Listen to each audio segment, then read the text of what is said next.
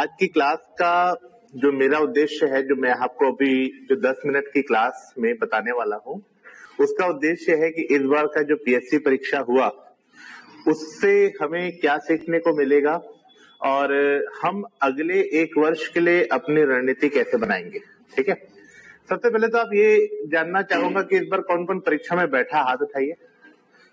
ठीक, ताकि मुझे ये पता चल सके कि जो मैं बातें बताऊंगा आप लोग को समझ में आएंगी कि नहीं, क्योंकि उसी विद्यार्थी को समझ में आएंगी जो इस बार परीक्षा में बैठा, और उससे भी ज्यादा ये बातें उस विद्यार्थी को समझ में आएंगी जो कि इससे पहले बैठता आ रहा था और इस साल भी बैठा, क्योंकि पिछले सालों की तुलना में इस साल में काफी कुछ बदलाव था।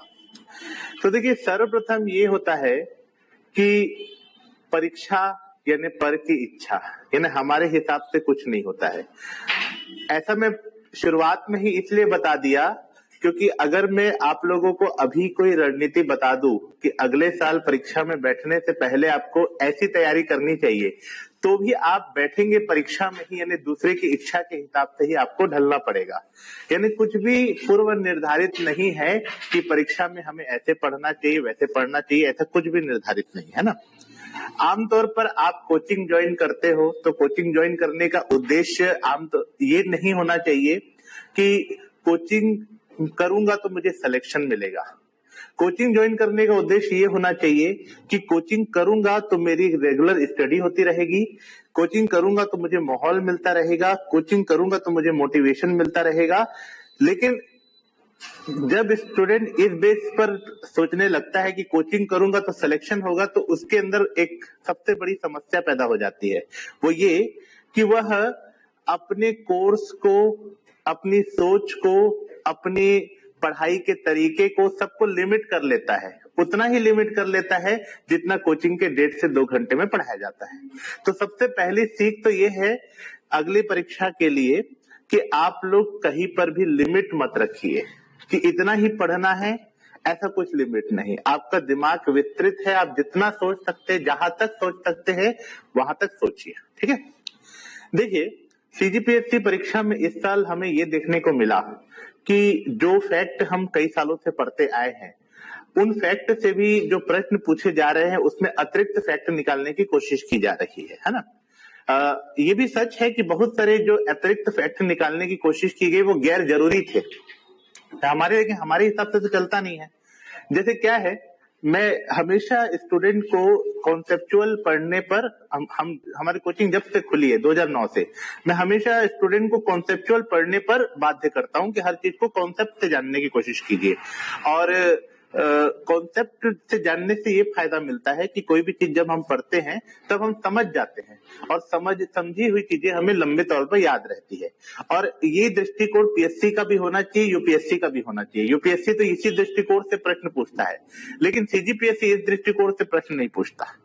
कई लोग जो नए विद्यार्थी है या फिर जो लोग जानकार नहीं है, वो ये कह रहे हैं कि सीजीपीएससी ने इस बार जो पेपर लिया है वो यूपीएससी लेवल का है। बिल्कुल नहीं, बिल्कुल भी नहीं। मैंने तो यूपीएससी की काफी सालों तक दिल्ली में क्लासेस करवाई है, ये बिल्कुल सच नहीं है।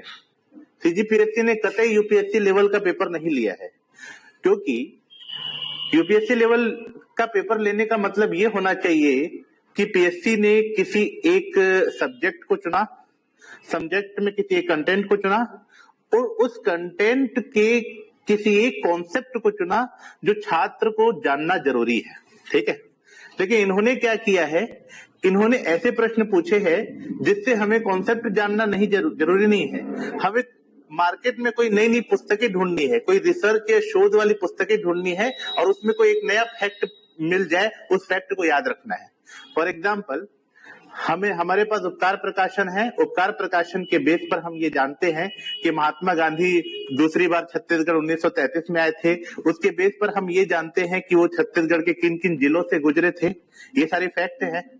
अब वो ये भी फैक्ट चाहता है कि हमें पता हो कि उनको राजकुमार कॉलेज में किसने एड्रेस करने के लिए आमंत्रित किया था। तो अब मतलब ये हुआ कि हम एक और पुस्तक ढूंढे और उसमें पता रहे कि उनको किस कॉलेज। अगली बार ये पूछ लेगा कि जिस कॉलेज में आमंत्रित किया गया था उसके प्यून का नाम क्या था, है ना। तो ये तो फैक्ट बढ़ा रहा है ना, ये हमें रट्टू तोता बना रहा है ना। तो ये आप सोचेंगे कि यूपीएससी से तुलना, तो बिल्कुल नहीं, क्योंकि यूपीएससी ऐसी गड़बड़ नहीं करता। यूपीएससी हमारे अंदर कॉन्सेप्ट पूछने की कोशिश करता है, कि जानने की कोशिश करता है कि आपने पढ़ा तो सही है लेकिन कितना गहरा पढ़ा। फैक्ट याद करने की कोशिश नहीं करवाता है। अब फैक्चुअल और कॉन्सेप्चुअल का भी मैं एक डिफरेंस बता देता हूं।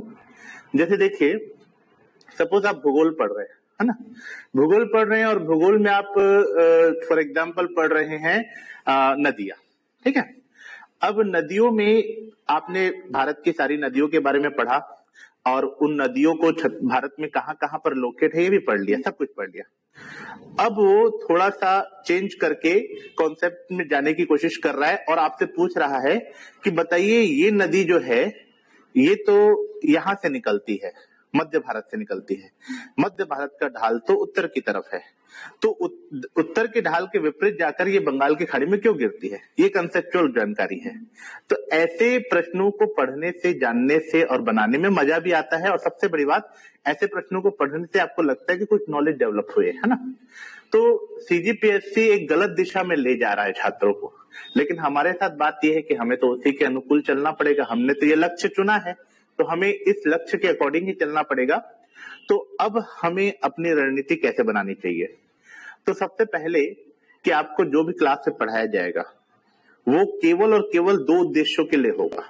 पहला उद्देश्य कि आपका उस चीज में इंटरेस्ट पैदा हो जाए, ठीक है, और दूसरा उद्देश्य कि वो जो चीज है उसको, उसमें उसका जो कॉन्सेप्चुअल पोर्शन है वो बताया जाएगा, है ना। जैसे आज सर पढ़ाएंगे आपको शुंग वंश, ठीक है।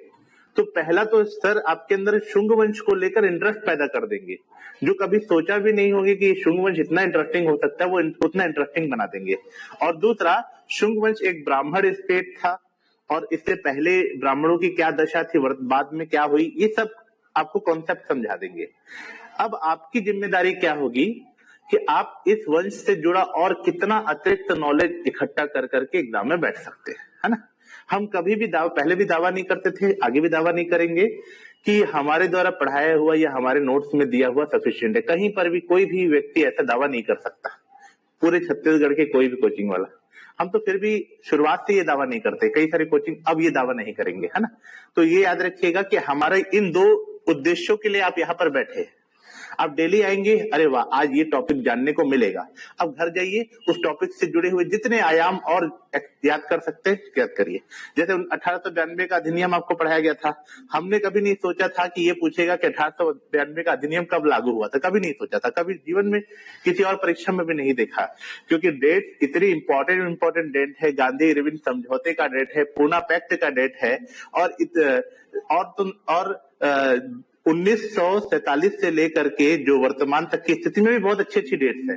उन सबको छोड़ करके जहां पर संविधान बनने की परिपाटी जानने की आवश्यकता है, वहां ये पूछ रहा है कि 1892 का अधिनियम कब लागू हुआ। किसी भी विद्यार्थी ने नहीं बनाया होगा, तुक्का मारा होगा तो अलग बात है ना।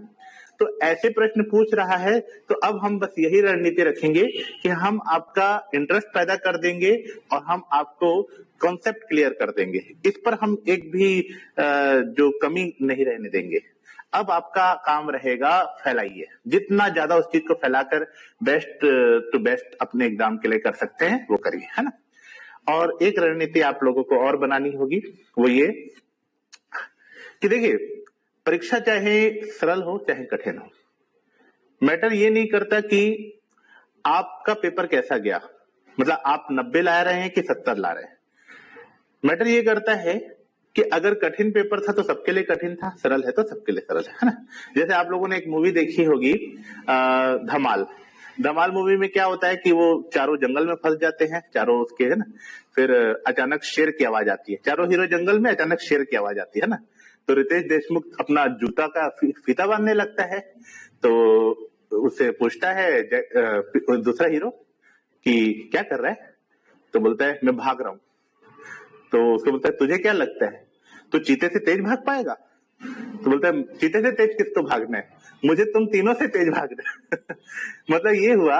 इसको आप अपने लिए अप्लाई करिए कि आप लोगों को कभी भी सरल पेपर आए या कठिन पेपर आए, आपको आपका पेपर 90 सोचा था 70 आया, ये सब मैटर नहीं करता। मैटर ये करता है कि कठिन था तो सभी के लिए कठिन, सरल था तो सभी के लिए सरल।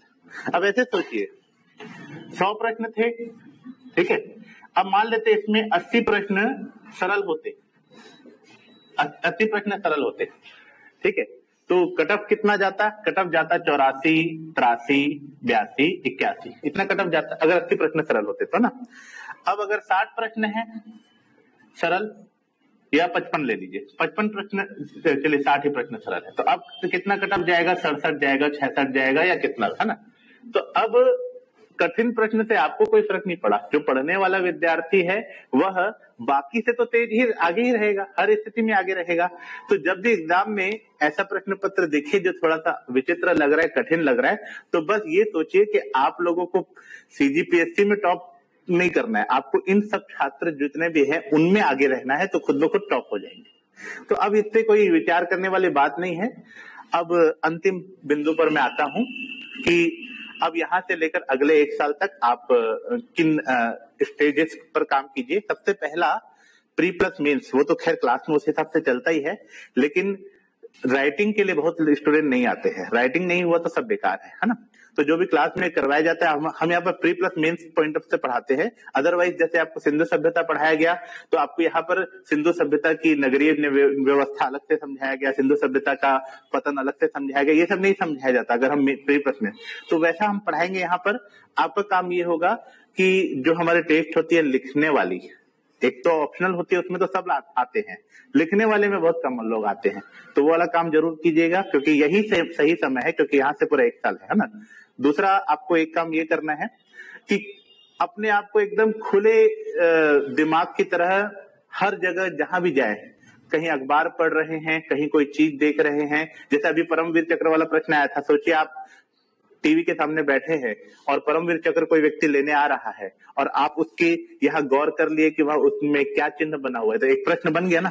अगर आप कोरोना वैक्सीन लगा रहे हैं और कोरोना वैक्सीन के दौरान आप पूछ लिए कि कितना ml लगा रहे हैं, दूसरा प्रश्न बन गया। तो ऐसे कितने ही प्रश्न हैं जो आपके व्यवहारिक ज्ञान पर आधारित है, तो ये अब आप अपने पढ़ाई में ऐड कर लीजिए। उठते बैठते खाते पीते घूमते फिरते हर जगह आप कोशिश कीजिए कि कुछ जानकारी मिल जाए, है ना। और कौन सी जानकारी एग्जाम में कब काम आ जाएगी कोई भरोसा नहीं है ना। चलिए, तो एक नया सेशन आज से शुरू कर रहे हैं। अगले 1 साल तक आप लोग बिल्कुल बेहतर तरीके से बने रहिए। कोई भी दिक्कत हो मुझसे संपर्क करिए, चितरंजन सर से संपर्क करिए। और सबसे महत्वपूर्ण बात कि अगर आप किसी लक्ष्य में लग रहे हैं तो आप हमेशा इस बात को सोचिए कि साल के 1 या 2 साल इसको देने हैं अच्छे से, उसके बाद अगर नहीं हुआ तो हम कुछ और विचार करेंगे।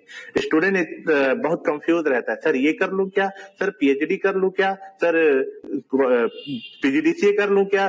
तो ये नहीं, अगर आप सीजीपीएससी में लग रहे हैं तो 2 साल अच्छे से इसमें लगिए, उसके बाद नहीं होगा तब कुछ किसी और के बारे में सोचिए ना। ठीक है, चलिए, तो बेस्ट ऑफ लक सभी को। आज से फिर से एक नई ऊर्जा के साथ हम पढ़ाई शुरू करते हैं। कहीं भी डाउट होगा तो बिल्कुल बताइए।